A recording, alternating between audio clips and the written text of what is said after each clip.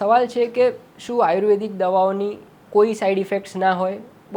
આપણે ત્યાં બહુ પ્રચલિત માન્યતા છે અને તાજેતરમાં જ તો ભારતના એક રાજ્યના મુખ્યમંત્રીશ્રીએ પણ એક આયુર્વેદિક હોસ્પિટલના ઉદ્ઘાટન વિશે વખતે વાત કરતી વખતે આ પ્રચલિત માન્યતા સ્ટેજ પરથી કહી હતી કે એલોપેથિક દવાઓની આડઅસર હોય પણ આયુર્વેદિક દવાઓની કોઈ આડઅસર ન હોય, ને આ વાતને એમણે પાછું રાષ્ટ્રગૌરવ સાથે જોડ્યું.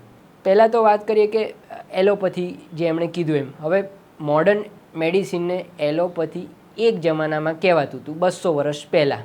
એને એલોપેથી હાલના તબક્કે કહી શકાય નહીં, એને એવિડન્સ બેઝડ મેડિસિન કહેવાય. કોઈ પણ દવાએ નવી શોધાય તો એ સઘન પરીક્ષણોમાંથી પસાર થાય. પહેલાં પ્રાણીઓ પર પરીક્ષણો થાય, પછી સ્વસ્થ મનુષ્યોમાં પરીક્ષણ થાય, એ પછી જે બીમાર મનુષ્યો હોય એમના પર પરીક્ષણ થાય, પ્લસીબો કે હાલની જે પ્રવર્તમાન ટ્રીટમેન્ટ હોય એની કમ્પેરિઝનમાં એ પરીક્ષણ થાય અને એ દવા બજારમાં લોન્ચ થાય, FDA દ્વારા એને અપ્રુવલ મળે ને બજારમાં લોન્ચ થાય, એ પછી પણ એના લોંગ ટર્મ સર્વેલન્સ ચાલુ રહેતા હોય. એથી એ દવાની કેટલા ડોઝમાં આડઅસર થઈ શકે અને કઈ કઈ આડઅસર થઈ શકે એની ટકાવારી સહિતનું લિટરેચર અમારા ડૉક્ટરો પાસે અવેલેબલ હોય છે. આયુર્વેદિક દવાઓમાં આવી કોઈ માહિતી ઉપલબ્ધ હોતી નથી, આવા કોઈ જ સઘન પરીક્ષણો થયા હોતા નથી અને હજુ પણ થતા નથી. એટલે આયુર્વેદિક સારવારો વિશે આ માહિતી ઉપલબ્ધ જ નથી. બહુ બે સાદા ઉદાહરણથી સમજાવું તો પાણી અને હવા એ મનુષ્ય જીવન માટે સૌથી મહત્ત્વના પાયાના ઘટકો કહેવાય. વધારે પ્રમાણમાં જો પાણી લેવામાં આવે તો એની પણ આડઅસર થાય. એને અમારી તબીબી પરિભાષામાં પાણીની આડઅસરને ડાયલ્યુશનલ હાઇપોનેટ્રીમિયા કહેવાય. શરીરમાં સોડિયમનું પ્રમાણ ઓછું થઈ જાય એને કારણે ફેફસામાં, કિડનીમાં, મગજમાં, હૃદયની ગતિમાં વિક્ષેપ પડી શકે. એને ડાયલ્યુશનલ હાઇપોનેટ્રીમિયા, અને જો એ સિરિયસ થાય એટલે કે સોડિયમનું પ્રમાણ 125થી ઓછું જાય તો એ જીવલેણ પણ નીવડી શકે. એ જ રીતે હવામાં પણ આપણા માટે જરૂરી એ ઓક્સિજન છે.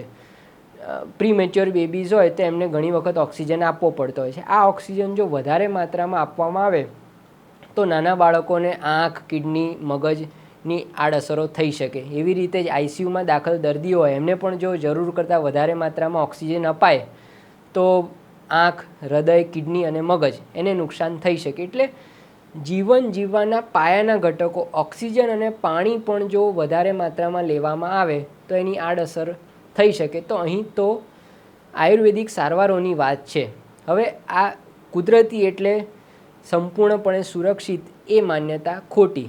ઘણી બધી આયુર્વેદિક દવાઓ જેમાં ખાસ કરીને ગિલોય છે, અશ્વગંધા છે, એ ઉપરાંત એવી બીજી ડઝનેક આયુર્વેદિક વનસ્પતિઓ છે કે જે લીવર ઇન્જરી એટલે કે હિપેટોટોક્સિસિટી સાથે જોડાયેલી છે. વિશ્વના ઘણા બધા દેશોમાં આ દવાઓ, આ વનસ્પતિઓ મનુષ્ય ઉપયોગ માટે પ્રતિબંધિત છે. અને આયુર્વેદિક સારવારોની જે આડઅસર છે એ માત્ર લીવર સુધી સીમિત નથી. ખાસ કરીને ભસ્મ પ્રકારની આયુર્વેદિક પ્રિપરેશન્સ કે જેમાં હેવી મેટલ્સ, લેડ, આર્સેનિકનો ઉપયોગ થતો હોય એ ન્યુરોટોક્સિસિટી એટલે કે મગજને નુકસાન પહોંચાડી શકે છે. નેફ્રોટોક્સિસિટી એટલે કે કિડનીને નુકસાન પહોંચાડી શકે છે. બ્લડ ડિસ્ક્રેશિયાઝ એટલે લોહીમાં હિમોગ્લોબિનનું પ્રમાણ ઘટાડી શકે છે.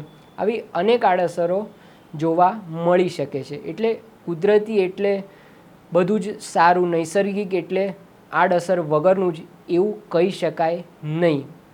કોઈપણ દવા તમે લેતા હો તો એ નિષ્ણાત તબીબની દેખરેખ હેઠળ જ લેવી જોઈએ અને એને નિયત માત્રામાં લેવી જોઈએ. અને એના કોઈ જો આડાચિહ્નો દેખાય તો તરત જ ડૉક્ટરનો સંપર્ક કરવો જોઈએ. પણ એ માન્યતા બિલકુલ ખોટી કે આયુર્વેદિક દવાઓની આડઅસર ન જ હોય. બીમારી એ રાષ્ટ્રવાદ જોઈને આવતી નથી. વિજ્ઞાન અને ખાસ કરીને આ દવાઓનું વિજ્ઞાન એ કોઈ પદ્ધતિની મોહતાજ નથી. તમારા શરીરમાં જે પણ વસ્તુ જઈ રહી છે એની આડઅસર હોઈ જ શકે. એના સેફ લેવલ કયું છે એ તમારે નિષ્ણાતની સલાહ લઈને નક્કી કરવું જોઈએ. વૈષ્ણવજન તો તેને કહીએ જે પીડ પરાઈ.